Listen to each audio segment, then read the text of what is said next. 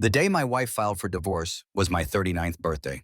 I woke up to a stack of mail on the kitchen counter and a box on the dining table with a sticky note that said, "For the kids." I thought it was one of those elaborate things she did. A cake, a card, something messy and sentimental. I was wrong. I opened a birthday card first. It was from my sister. Inside, she had written happy birthday and call me. My wife hadn't left a card. She'd left the button in a silence so loud I could hear the kids watching cartoons in the next room through the baby monitor. I slid the tape off the box. I found small, neat piles.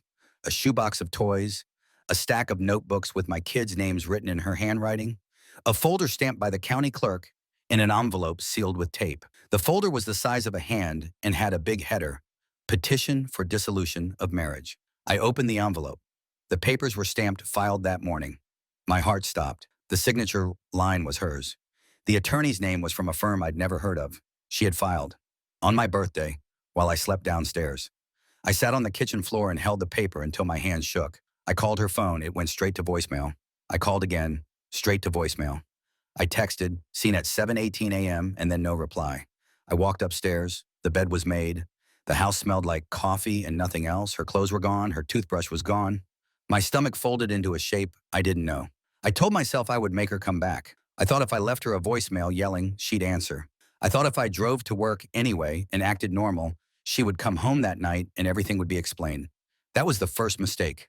Hope disguised as plan. My brother-in-law showed up an hour later because my sister called him. He walked in and said he knew she had been unhappy. He said she had talked about leaving for months. I hit him, not hard, but enough to be ashamed. He didn't expect that. He left the living room shaking his head. That was the first real crack. The next day, my phone lit up with texts from people I hadn't heard from since high school. Someone had posted a photo of the envelope online with my last name. Rumors started like a leak in a boat. By lunch, my boss had pulled me into his office and said we needed to talk about my performance. By 3, I had an automated call from the bank about a hold on a large withdrawal. My wife had closed joint accounts I didn't even know were joint. I got a call from a number I recognized as my wife's mother. She was screaming at me that I'd ruined her daughter's life. She demanded I sign something. She said it was for me, for the kids, for our future. I tried to explain I had no idea what was happening. She hung up. At night, I sat with the box. I kept expecting a note tucked into the pile that said it was all a mistake. Instead, I found a thumb drive labeled passwords, a stack of screenshots of conversations with a man named Jed, and a letter addressed to our kids. To read when you're 12 and 16.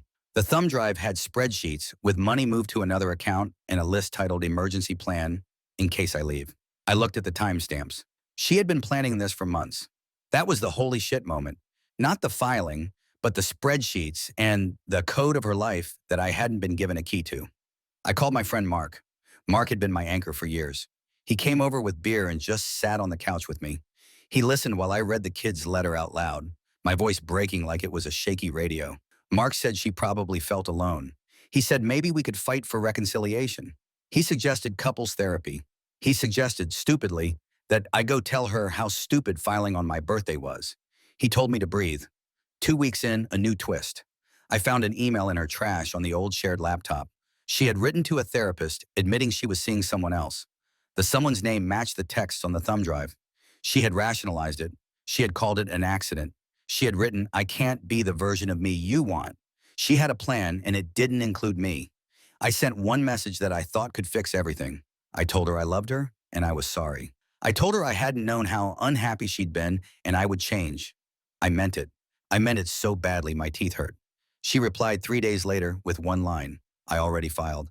She said she'd leave the kids with me for a week and then take them. Then she blocked me everywhere. That week was chaos. My mother came over and started a pile of donations to make room in the house for what I might lose. The kids kept asking where mommy was, and I became an expert at the short answer. I told them she was away and she loved them. I didn't know how much longer it would be true. My sister took my oldest to school. Mark came to 2 of my meetings and said maybe mediation would help. A neighborhood blog had already started making assumptions, and someone had the nerve to leave a comment about how I looked like the bad guy. Then the false victory. She walked back in like she had decided to risk everything. She stood on the front step with a grocery bag and said she wanted to talk. She apologized for filing and said she panicked. She cried and told me she still loved me. She asked me to stop the fight. I thought then maybe she would stay. I believed her and let my guard down. That weekend, she packed a suitcase and slept in the guest room.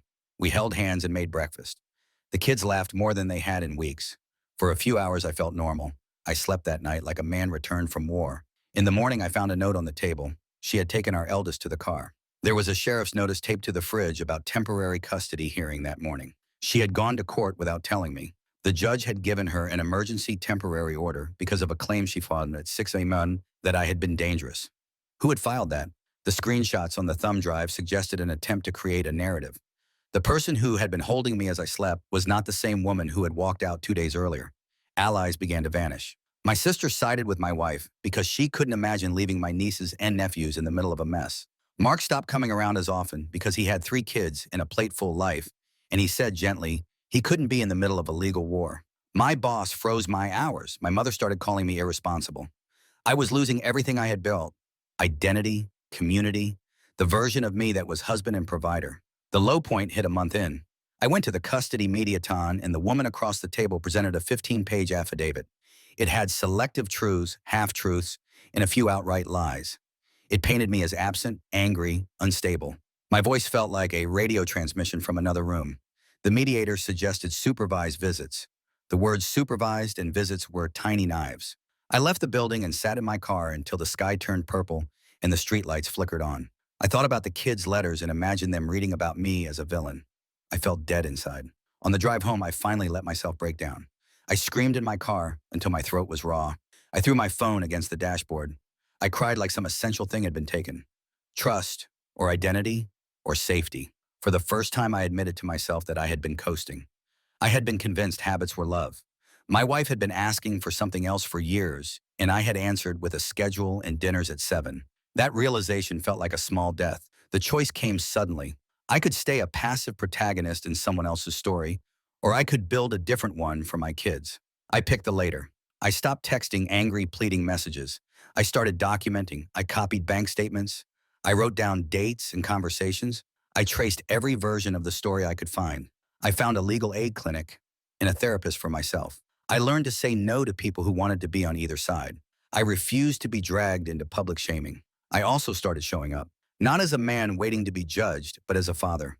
I cooked pancakes on Saturday. I read the kids their letter, but I rewrote parts so they could understand. I told them mommy and daddy needed time, but they were loved. Their faces when I said I was here for them, that was the thing that pulled me like rope back to myself. The climactic moment was not in court. It was the day I brought the box to mediation. I put every receipt, every screenshot, every spreadsheet on the table. I asked the mediator to read the kids' letter. I said quietly that I had failed my marriage, but I would not fail my children. My wife's lawyer tried to pivot. My wife tried to tell pieces of the story that didn't match the papers I'd laid down. The room grew hot. I didn't shout. I didn't scream. I laid out the facts. I had proof of hidden accounts. I had evidence that she'd filed early the morning after a night with an online date.